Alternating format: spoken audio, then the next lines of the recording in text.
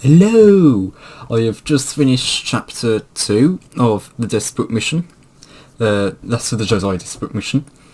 I'm not entirely sure why this chapter was separate from chapter 1, because it very much is a direct continuation of chapter 1. We skipped a little bit of the conversation to get a little bit ahead, and there wasn't really a whole lot else going on, so pretty much a lot of what I said in the first chapter review applies to this chapter. It's pretty much just Obi-Wan listening in. We get a little bit of information on Ferrous Solon, and then he goes out looking for his EOP, frustrated. Qui-Gon says, and look at you, a Jedi Master, and you still don't know how to regulate your feelings. So yeah, there isn't really a whole lot of else, really. This just kind of expands on the first chapter. But it was good. I'll admit that, it was good. Just confused as to why it wasn't part of chapter 1, because it really should have been. Chapter 2 is a continuation of chapter 1, a direct continuation. It isn't a continuing the story in the traditional sense of a chapter. It is literally coming right off the back. It's not even from a cliffhanger, so it is a bit of a why would you split them? It literally goes from the same scene to the next scene that's literally the same as the scene we just had in the last chapter. So it is a bit confusing, but again, I enjoyed it. We get a bit of information about Ferrous Solon and his partner. I can't remember the name of it, something like Raina Land or something like that. And how they... Let me check.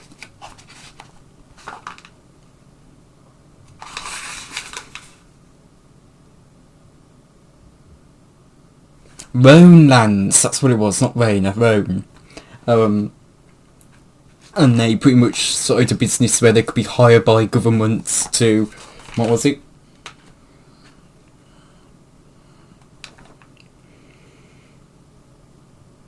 Who were interested in protecting people that try to expose the wrongdoings of companies.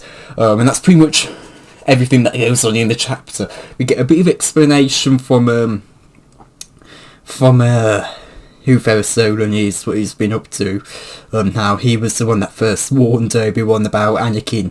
And of course, Obi-Wan leaves the canteen, goes looking for his EOP, which has gone missing, which seems to be quite typical based on what's out of the book says, and yeah. Again, not a whole lot happens in this chapter. There is mention of one of the pilots in the canteen, which was in the last chapter, going to Belasa, back to the city of Usa, and hoping Ferrous isn't there. So I know Obi-Wan's going to be leaving Tatooine in this book, because I've seen the covers of the other books, and I know one of them has Obi-Wan, Ferrous and Boba Fett on. So I know Obi-Wan's going to be leaving Tatooine. I assume he's probably going to smuggle himself onto that ship. And we also got Obi-Wan saying... Not Obi-Wan, Qui-Gon. And he says... Obi-Wan says to him, "You said I wasn't ready to begin the training." And Qui-Gon replies, "You aren't," Qui-Gon said, "but you do need help." And I assume that's going to be relating to Ferrous Solon. So, typically I've been reading the books as ebooks, so I've got the actual book in hand here, because the rest of the Jedi books don't have ebooks. I'm fairly sure they haven't been reprinted for quite a number of years. Hopefully they get an Essential Legends re-release eventually, but in that case we'll probably eventually get an ebook if they do the Essential Legends collection re-release. But yeah. That's my review of chapter 2, so thank you all for watching, and goodbye. Again, it was quite good. I don't think I said that, but I think it was quite good. I just confused as to why it wasn't part of chapter 1. But yeah, bye. Right then, I'm probably merging this recording and the previous one into one because it's just going to be simpler. But I have read chapter 3 of Last of the Jedi, The Desperate Mission. Again, I'm not sure why chapters 1, 2 and 3 were not merged into one. They very much connect to each other in a very direct way. They pretty much come right off the back of each other without a cliffhanger, really. Chapter 2 is a bit of a cliffhanger, but really it's not really portrayed as a cliffhanger, and the way chapter 3 picks up acts as if it is a cliffhanger. But this chapter 3, but can I really complain? No. I like short chapters. Makes books digestible in my opinion. But anyway, chapter 3 was good.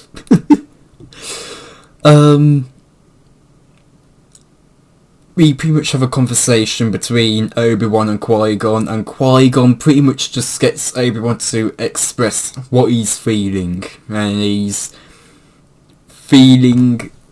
hang on.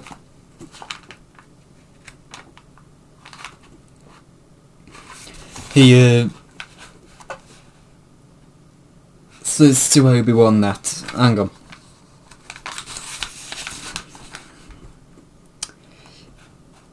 He asks Obi-Wan what he's feeling, what emotions he's got, and Obi-Wan says that he's overwhelmed to hear Qui-Gon's voice, and how he's angry at the EOP, which Qui-Gon says, no, you're not angry at the EOP. And Obi-Wan says, well, I'm irritated at your riddles. And then Qui-Gon says, good, we're getting somewhere, and Obi-Wan replies with he's angry at himself because he's confused. He used to be able to make decisions on the fly. If there was a Jedi in trouble, he would go help. But he vowed to protect Luke, and so as much as he wants to go and help Ferris, he just feels like he can't because of Luke. So Qui-Gon reassures him that if Luke is to rise, he'll need somewhere to join, and Ferris may have a place in that. And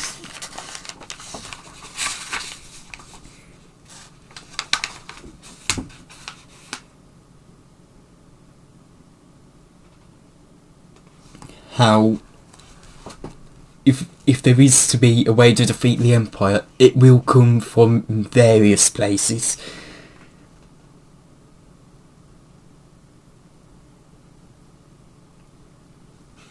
And Obi-Wan asks, is Ferris going to be a part of helping Luke find that place to join? And Qui-Gon says to just speak of what he knows about Ferris, not what he's assuming. And we learn that Ferris was the second most gifted Jedi in the Order, second only to Anakin. Sorry, I'm having to quickly skim through the chapter because, again, a lot happens, yet not a lot happens, so...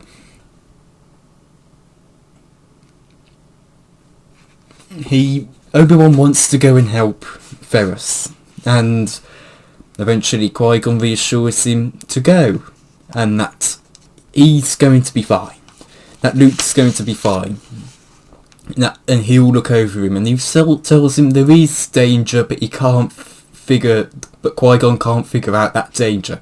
But while Obi-Wan's gone, Qui-Gon will look after Luke. And so Obi-Wan goes over to the Botham Weezy. Great name, Weezy. And he gives him some credits to take him off to USA. So, yeah. So, again, not sure why this wasn't in the same chapter, or the first 3 chapters, but again, I'm glad they're not. It makes each chapter digestible when they are shorter, in my opinion. Maybe not too short. I do still like the occasional longer chapter, but it's nicer when they are shorter, in my opinion. Anyway, I liked it. again, we get to see a bit more of Obi-Wan and how he's coping and his mind after Revenge of the Sith. So yeah, thank you all for watching, and goodbye.